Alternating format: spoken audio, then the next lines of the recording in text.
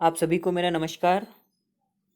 जैसा कि last class में हम लोगों ने पढ़ा था, टीचिंग एप्टीट्यूड में स्टार्ट किया था कि शिक्षा क्या है, उसका कॉन्सेप्ट क्या है, मीनिंग एंड डेफिनेशंस क्या है। तो अब आज हम लोग पढ़ेंगे शिक्षण या टीचिंग एप्टीट्यूड, जो शिक्षण अभिवृत्ति है या शिक्षण प्रक्रिया है, उसका नेचर एंड कैरेक्टरिस्टिक्स क्या है। Nature and characteristics of teaching, शिक्षण की प्रकृति और विशेषताएं। देखिए, ये जो टॉपिक इस समय चल रहा है, टीचिंग एप्टीट्यूड, ये सीटेट, DSSB, KVS, NVS और UGC नेट के हिसाब से मोस्ट इम्पॉर्टेंट टॉपिक है। अगर हम सीटेट की बात करें तो इससे क्या है, जो सीटेट के पांचों पार्ट हैं, पांचों सेक्शन हैं, वो आपके इससे तैयार हो जाते हैं। और कम से कम समझ लीजिए कि पांचों सेक्शंस के 5-5 क्वेश्चंस तो आपके इसी टॉपिक टीचिंग एप्टीट्यूड से ही तैयार हो जाएंगे। यानी कुल मिला के 25 से 30 क्वेश्चन जो है आपके तैयार हो सकते हैं इससे। तो स्टार्ट करते हैं। Nature and characteristics of teaching, शिक्षण की प्रकृति एवं उसकी क्या विशेषताएं हैं। तो देखिए, सबसे पहला जो विशेषताएं हैं, तो उसमें पहला है शिक्षण एक बौद्धिक गतिविधि है। यानी teaching is an intellectual activity. अब कैसे इंटेलेक्चुअल एक्टिविटी है? जब शिक्षण में जो भी प्रक्रियाएं होती हैं, शिक्षण में जो भी प्रक्रियाएं होती हैं, जैसे टीचिंग टेक्निक्स,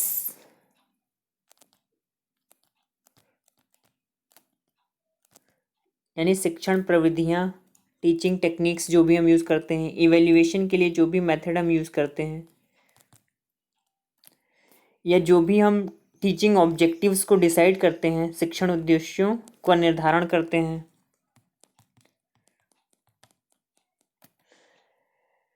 या फिर कोई भी एक्टिविटी जो हम शिक्षण के दौरान करवाते हैं या करते हैं, वो क्या है, एक बौद्धिक विकास, एक बौद्धिक गतिविधि है। यानी बिना इंटेलेक्चुअल अवेलेबिलिटी के शिक्षण पॉसिबल नहीं है। यानी कि क्या है कि ये जो शिक्षण का बौद्धिक विकास है या टीचिंग का जो इंटेलेक्चुअल प्रोसेस है, ये एक साइकोलॉजिकल प्रोसेस है, मनोवैज्ञानिक प्रक्रिया है, साइकोलॉजिकल प्रोसेस। तो जैसे हम बात करें कि जब वो हम अधिगम प्रक्रिया या शिक्षण करते हैं, तो हम किसका ध्यान देते हैं? इंडिविजुअल डिफरेंसेस का, व्यक्तिगत विभिन्नता का हमें ध्यान देना पड़ता है। अब जो टीचर व्यक्तिगत विभिन्नता का ध्यान नहीं रखता है, समझ लीजिए वो अच्छा टीचर नहीं है। इंडिविजुअल डिफरेंसेस, तो इसमें क्या है कि व्यक्तिगत विभिन्नता के सिद्धांत को टीचर अपनाता है टीचिंग लर्निंग प्रोसेस के दौरान, और कक्षा के वातावरण, जो क्लासरूम इन्वायरमेंट है, उसको इनकरेज करता है, उसको एडॉप्ट करता है अकॉर्डिंग टू द, एडाप्टेशन करता है क्लासरूम के वातावरण को according to the learner, according to the learner,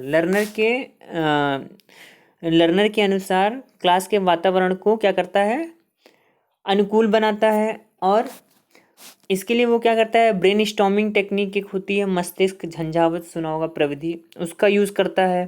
कई तरीके के TLMs बनाता है, कई तरीके के TLMs, जैसे कॉन्क्रीट फॉर्म में, इनविजिबल, या कंप्यूटर का सहारा लेता है, PPT का सहारा लेता है। तो इस तरीके से अपने टीचिंग लर्निंग प्रोसेस के दौरान वो बहुत ढेर सारी एक्टिविटीज़ करवाता है, बहुत ढेर सारे मेथड्स यूज़ करता है, ढेर सारी स्ट्रेटजीज़ यूज़ करता है, बहुत ढेर सारे एवेल्युएशन के मेथड्स यूज़ करता है। तो ये सब बिना बुद्धिमत्ता के पॉसिबल नहीं है। यानी कि अगर अगर हम टीचिंग की बात करें तो ये क्या है, एक इंटेलेक्चुअल एक्टिविटी है। अब दूसरा देखिए क्या है, शिक्षण के दो दो मूलभूत प्रतिरूप हैं। शिक्षण के दो मूलभूत प्रतिरूप हैं, इसका मतलब क्या है कि इसके दो फंडामेंटल मॉडल हैं। एक क्या है, टीचर सेंटर्ड, दूसरा लर्नर सेंटर्ड। यानी कि शिक्षण के जो फॉर्म है, प्रतिरूप जो है दो हैं। पहला क्या है, टीचर सेंटर्ड यानी अध्यापक केंद्रित, और दूसरा है लर्नर सेंटर यानी अधिगमकर्ता केंद्रित।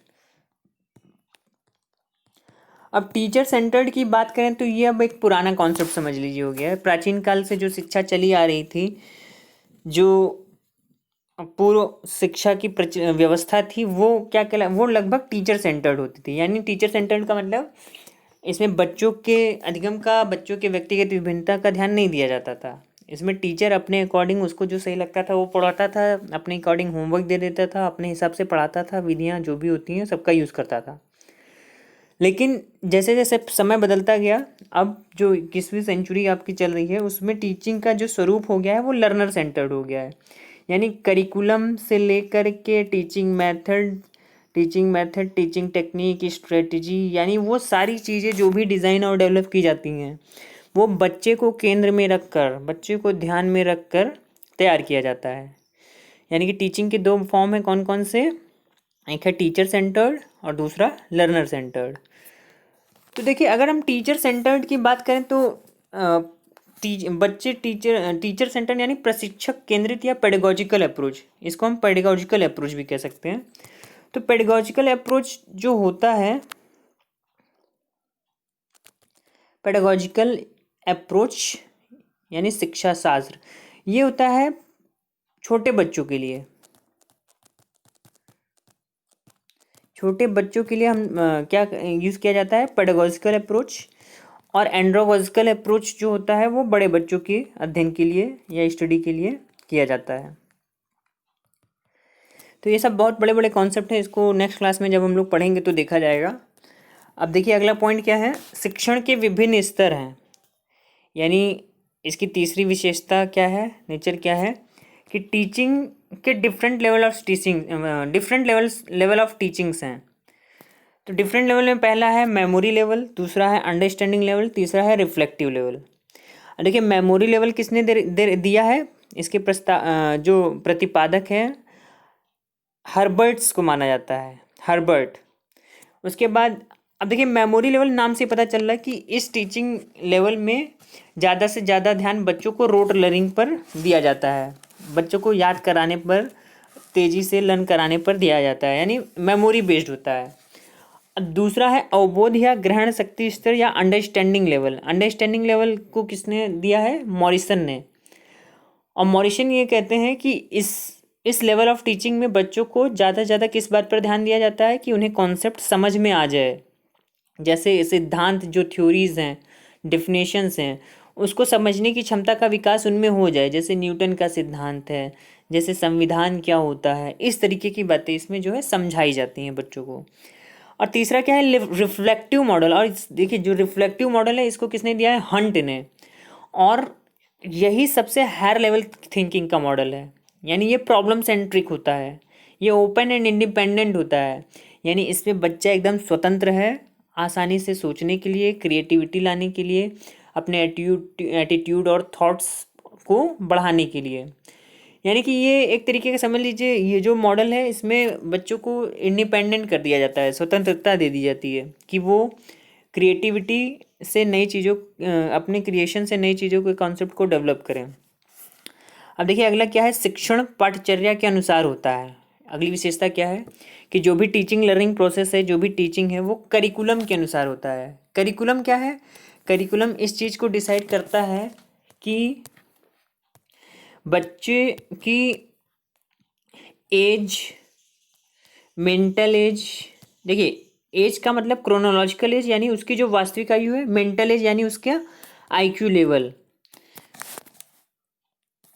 उस हिसाब से बच्चे का जो करिकुलम डिज़ाइन किया जाता है।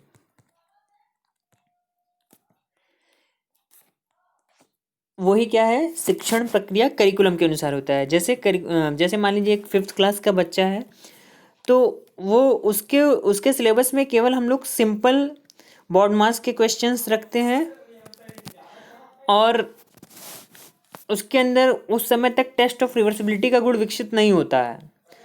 तो अगर आप बोर्ड मास के बाद अगर आप सोचे कि वो इसके पीछे छिपे नियमों को भी समझ ले, या सिद्धांतों को भी समझ ले, तो वो उसके लिए मुश्किल होता है, क्योंकि अभी वो उस लेवल पर मैच्योर नहीं होता है। तो इस तरीके से क्या है कि जब वही बच्चा धीरे धीरे धीरे धीरे 9th क्लास में जाएगा, हाई स्कूल में जाएगा, तो अब उसका क्या है, जो थिंकिंग है, हाइपोथेटिकल थिंकिंग डेवलप हो चुकी है, उसके अंदर जो है सोचने की क्षमता विकसित हो चुकी है, उसकी थिंकिंग मोर फ्लेक्सिबल हो जाती है। तो अब जो है उसको ट्रिग्नोमेट्री पढ़ाएंगे तो आप आसानी से पढ़ लेगा। तो उसके करिकुलम में, बच्चों के करिकुलम में उनकी उम्र और आईक्यू लेवल के अनुसार ही चीज़ों को रखा जाता है। अब आगे देखिए क्या है, शिक्षण का वातावरण गतिशील होता है, डायनेमिक होता है। तो जैसा कि लास्ट क्लास में हम लोगों ने भी पढ़ा था कि शिक्षा क्या है, एक गतिशील प्रक्रिया है। इसी तरीके से टीचिंग का जो क्या बोलते हैं, वातावरण है, जो इन्वायरमेंट है, वो भी क्या है, गतिशील होता है। गतिशील का मतलब यह एक निरंतर चलने वाली प्रक्रिया है, जिसमें संचार, कम्युनिकेशन बहुत ही इम्पोर्टेंट रोल प्ले करता है। शिक्षण या टीचिंग का जो टाइम है और प्लेस है, बच्चों की आवश्यकता और परिस्थिति के अनुसार बदलता रहता है। शिक्षण का जो प्रभावित करने वाले कारक हैं, पॉलिटिकल व्यूज़ भी हैं, इकोनॉमिक भी हैं, साइकोलॉजिकल भी हैं, सोशल भी हैं, कल्चरल भी हैं, और टेक्निकल फैक्टर्स भी हो सकते हैं। इस तरीके से जैसे जॉन डीवी की बात हम लोगों ने कही थी प्रयोजनवाद की, कि क्या है, सत्य परिवर्तनशील है या देश काल और परिस्थिति के अनुसार बदलता रहता है। तो इसी तरीके से शिक्षण का जो वातावरण है, जब सत्य परिवर्तनशील है तो टीचिंग भी परिवर्तनशील है, करिकुलम भी परिवर्तनशील है, और शिक्षण का वातावरण भी क्या है, गतिशील होगा। अब देखिए अगला पॉइंट क्या है, शिक्षण एक व्यवसाय है, टीचिंग इज अ प्रोफेशन। तो शिक्षण एक व्यवसाय है, वृत्ति है, समवृत्ति है। क्यों ऐसा कहा? क्योंकि शिक्षण ही एक ऐसा व्यवसाय है जो कि दूसरे व्यवसायों को जन्म देता है। यानी टीचिंग ही एक ऐसा प्रोफेशन है जो अन्य अदर प्रोफेशंस को क्या करता है, ओरिजिनेट करता है। यानी टीचिंग प्रोफेशन क्या करता है, आपकी सोसाइटी में इंजीनियरिंग या इंजीनियर को डेवलप करता है, इंजीनियर को पैदा करता है, डॉक्टर्स पैदा करता है, आईएएस पैदा करता है, यानी सिविल सेवक पैदा करता है, और एस्ट्रोनॉट्स पैदा करता है। यानी जिसका जो इंटरेस्टिंग फील्ड है, उस फील्ड के एक्सपर्ट्स को पैदा करता है। कौन सा व्यवसाय है, वो टीचिंग प्रोफेशन ही है। यानी एक टीचर ही चार्टेड अकाउंटेंट बनाता है बच्चों को, चिकित्सक बनाता है, इंजीनियर बनाता है। यानी कोई भी व्यवसाय क्या है, शिक्षण के बिना संभव नहीं है। यानी टीचिंग प्रोफेशन क्या है, teaching profession is the mother of all profession. तो इस तरीके से बात करें तो क्या है कि टीचिंग प्रोफेशन ही क्या है, हमें एम्प्लॉयमेंट दिलाता है, हमारा फ्यूचर सिक्योर करता है। अब अगर हम आगे बात करें तो ये भी कहा जाता है कि a teacher is born not made. यानी शिक्षक पैदा होता है, बनाया नहीं जाता है। अब देखिए आगे क्या है, अगली कैरेक्टरिस्टिक्स है इसकी कि शिक्षण, अधिगम, अनुदेशन, प्रशिक्षण सभी परस्पर घनिष्ठ रूप से संबंधित होते हैं। यानी कि जो टीचिंग है, लर्निंग है, इंस्ट्रक्शंस हैं, और प्रशिक्षण है, ट्रेनिंग है, सभी परस्पर घनिष्ठ रूप से संबंधित हैं। यानी कि जैसे आप जो अब मल्टीपल या जो मॉडर्न पर्सपेक्टिव है टीचिंग का, क्या है, आपको याद होगा उस दिन बताया था, जो आधुनिक विचारधारा है, परिप्रेक्ष्य क्या है, वो ये कहता है कि teaching is education is a multiple process.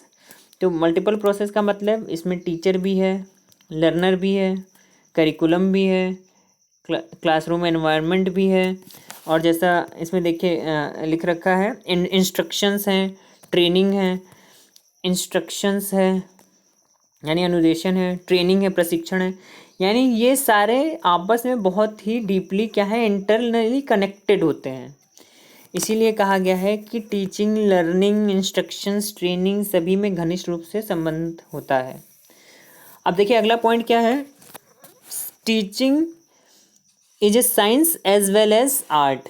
यानी शिक्षण क्या है, विज्ञान भी है और कला भी है। देखिए ये बहुत ही विवादास्पद मुद्दा है कि कुछ लोग जो है टीचिंग को क्या कहते हैं, टीचिंग इज अ साइंस, कुछ लोग कहते हैं कि शिक्षण एक विज्ञान है, लेकिन कुछ कहते हैं टीचिंग इज़ एन आर्ट, यह एक कला है। लेकिन जो सही मत है तो हम ये कहेंगे कि टीचिंग क्या है, साइंस विज्ञान भी है एंड कला भी है, लेकिन पूर्ण रूप से नहीं। ना तो यह टोटली साइंस है, ना तो यह टोटली आर्ट है। यह पार्शियली आंशिक रूप से साइंस भी है और आंशिक रूप से आर्ट भी है, यानी दोनों का सम्मिलित रूप है। अब हम अगर बात करें कि ये साइंस किस तरीके से है, शिक्षण एक विज्ञान किस तरीके से है, तो विज्ञान क्या है? आपको याद होगा जब हम लोग रिसर्च एप्टीट्यूड पढ़ रहे थे तो हमने बात किया था कि research is a scientific process. तो विज्ञान क्या है? विज्ञान उस विषय को कहते हैं जो कॉज एंड इफेक्ट के रिलेशनशिप्स को बताता है, कार्य कारण संबंध को बताता है, कॉज एंड इफेक्ट के रिलेशनशिप्स को बताता है, फैक्ट्स को जनरेट करता है और क्या करता है, थ्योरीज जनरेशन का काम करता है। तो इस तरीके से क्या है कि देखिए, जब अगर प्योर साइंस की बात करें तो साइंस विज्ञान की एक खासियत क्या है, इसमें जो भी नियम या सिद्धांत होते हैं वो फिक्स होते हैं, यानी एक बार उसको खोज लिए जाने के बाद बदला नहीं जा सकता है। जैसे न्यूटन्स लॉज ऑफ मोशन, जैसे ग्रेविटेशनल फोर्स। इस तरीके से क्या है कि जो प्योर साइंस है उसमें जो भी लॉज हैं, थ्योरीज हैं, उसको क्या है कि परिवर्तन नहीं किया जा सकता है। लेकिन अगर हम टीचिंग में बात करें, जैसे हमने कहा कि टीचिंग इज अ साइंस, तो शिक्षण विज्ञान किस तरीके से है अब ये समझिए। जैसे बहुत फिजिक्स है, केमिस्ट्री है, बायो है, बॉटनी है, जूलॉजी है, मैथमेटिक्स है, इसको प्योर साइंस कहा जाता है। और इसमें क्या है, रूल्स एंड रेगुलेशंस चेंज नहीं होते हैं, अनचेंज होते हैं। लेकिन शिक्षा क्या है, शिक्षण क्या है, इसमें जो ऑब्जेक्टिव्स हैं, यानी टीचिंग प्रोसेस में जो ऑब्जेक्टिव्स हैं, उद्देश्य हैं, जो करिकुलम है, जो शिक्षण जो पाठचर्या है, जो टीचिंग मेथड्स हैं, टीएम शिक्षण विधियां जो हैं, और जो टीचिंग टेक्निक्स हैं, उसको क्या है, ये फ्लेक्सिबल होते हैं, ये लोचनीय होते हैं। यानी इसको समय, ज़रूरत और परिस्थिति के अनुसार क्या करता है, टीचर अपने अकॉर्डिंग बदल लेता है, या परिस्थितियों के अनुसार इसको चेंज कर सकता है, या फिर वातावरण के अनुसार क्या है, इसको बदल लिया जाता है।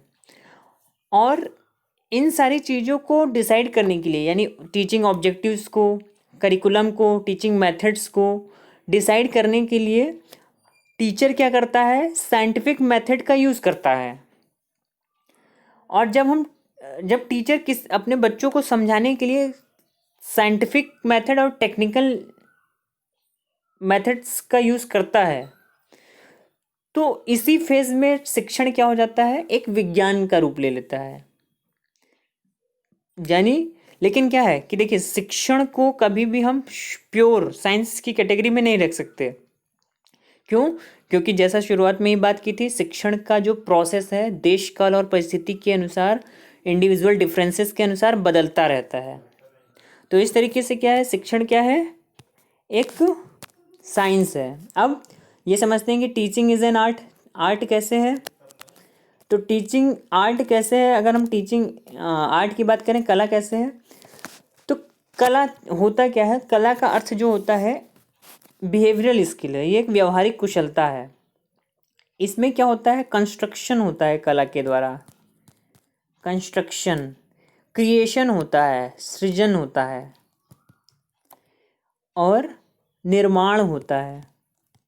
कला का क्या काम है, कंस्ट्रक्ट करना, क्रिएट करना, निर्माण करना। तो इसमें व्यक्ति क्या करता है कि अपनी ओर से कुछ चीज़ें ऐड करके कुछ नया पैदा करता है, बनाता है। इसमें नियमों का कोई बंधन नहीं होता है। जैसे अगर हम प्योर आर्ट की बात करें तो म्यूज़िक है, लिटरेचर है, मूर्ति कला है, चित्रकला है, ये इसको हम लोग प्योर आर्ट कहते हैं। तो अगर हम बात करें, शिक्षण भी क्या एक कला है, क्योंकि शिक्षक अपने विचारों और आदर्शों के अनुसार बालक के मस्तिष्क पर, माइंड पर विभिन्न प्रकार के विचारों को अंकित करता है, और बालक को एक सामाजिक आदर्श प्राणी बनाना क्या है, एक कला है। बालक के अंदर सर्वांगीण गुणों का विकास करना क्या है, एक कला है। वो वही व्यक्ति कर सकता है जो उस प्रक्रिया में पारंगत है। इसीलिए हम लोग शिक्षा को क्या कहते हैं, एक कला भी कहते हैं। जिस प्रकार कोई कलाकार या चित्रकार या संगीतज्ञ या कवि अपने अपने क्षेत्र में निपुण होता है, उसी प्रकार टीचर अपने बच्चों के रुचियों के अनुसार, उनके संज्ञानात्मक विकास के अनुसार, उनके IQ लेवल के अनुसार, उनके पाठचर्या के अनुसार ही उन्हें पढ़ाता है और कलात्मक ढंग से उनके अंदर सृजनात्मकता का विकास करता है। इसलिए क्या कहा जाता है कि टीचिंग इज़ एन आर्ट। अब आगे देखिए क्या है, शिक्षण एक निरंतर प्रक्रिया है। Teaching is a continuous process. तो ये शुरुआत से ही हम लोग बात कर रहे हैं कि टीचिंग क्या है, एक कॉन्टिन्यूअस प्रोसेस है। अगर कहीं पर कोई कमी रह गई है तो फिर उसमें सुधार किया जाता है, फिर उसको आगे की ओर अप्लाई किया जाता है। फिर यानी कि कॉन्टिन्यूअस प्रोसेस से साइक्लिक प्रोसेस है। अगर किसी एक पर्टिकुलर टीचिंग मेथड से काम नहीं चल रहा है तो टीचर क्या है, उसका सब्सटेंसिव लेता है, उसका सब्स्टिट्यूट लेता है, दूसरे मेथड से यूज़ करता है, तीसरे मेथड, चौथे मेथड का यूज़ करता है। कहीं पर कोई कमी रह गई है तो उसे चेक करता है। तो इस तरीके से क्या है, teaching is a continuous process. यह एक सामाजिक प्रक्रिया है। और क्या है, teaching is a social process. जैसा कि आपको याद होगा प्रयोजनवाद या प्रैग्मेटिज्म में ही मैंने क्या बताया था, जॉन डीवी ने क्या कहा था कि शिक्षा या शिक्षण एक क्या है, सामाजिक प्रक्रिया है। इससे बालक को एक सामाजिक प्राणी बनाया जाता है, जो कि समाज में रहते हुए समाज के नियमों, निर्देशों और सिद्धांतों का पालन करते हुए समाज के कोड ऑफ कंडक्ट के अनुसार ही व्यवहार करता है। तो ये शिक्षण क्या है, आपको एक सोशल एनिमल बनाता है, सोशल प्राणी बनाता है, सोशल व्यक्ति बनाता है। अब देखिए लास्ट पॉइंट क्या है, यह व्यापक प्रक्रिया है। शिक्षण क्या है, शिक्षण एक व्यापक प्रक्रिया है। जैसे हम लोग ने शुरुआत में पढ़ा था कि शिक्षा का नैरो मीनिंग भी है और वाइड मीनिंग भी है, लेकिन हम हमेशा किस पर जोर देते हैं, वाइड मीनिंग पर, वाइड एक्टिविटी पर। व्यापक प्रक्रिया का मतलब क्या है, बालक का सर्वांगीण विकास करना। बालक का क्या करना, सर्वांगीण विकास करना। अब अगर हम लोग शिक्षा के उद्देश्यों की बात करें तो शिक्षा के उद्देश्य क्या है, या शिक्षण के उद्देश्य क्या है, तो शिक्षा के क्या उद्देश्य हैं, वही व्यक्ति बालक का सर्वांगीण विकास करना। अब सर्वांगीण विकास में क्या है, वो सारी चीज़ें आ जाती हैं। कौन कौन सा, बालक का फिजिकल डेवलपमेंट,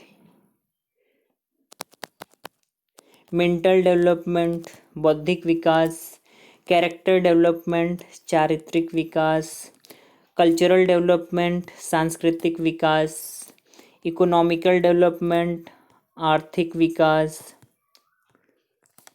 स्पिरिचुअल डेवलपमेंट, आध्यात्मिक विकास। और बात करें तो डेमोक्रेटिक सिटीजनशिप या एडजस्टमेंट विद द एनवायरनमेंट।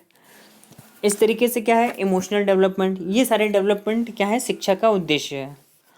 तो आज हम लोगों ने पढ़ा कि नेचर एंड कैरेक्टरिस्टिक्स क्या है शिक्षण के। अब नेक्स्ट क्लास में हम लोग देखा जाएगा कि टीचिंग ऑब्जेक्टिव्स क्या हैं और इसके टाइप्स क्या हैं। तो आशा करता हूँ आपको समझ में आया होगा। अगर कोई कन्फ्यूजन तो आप पूछ सकते हैं। Thank you so much.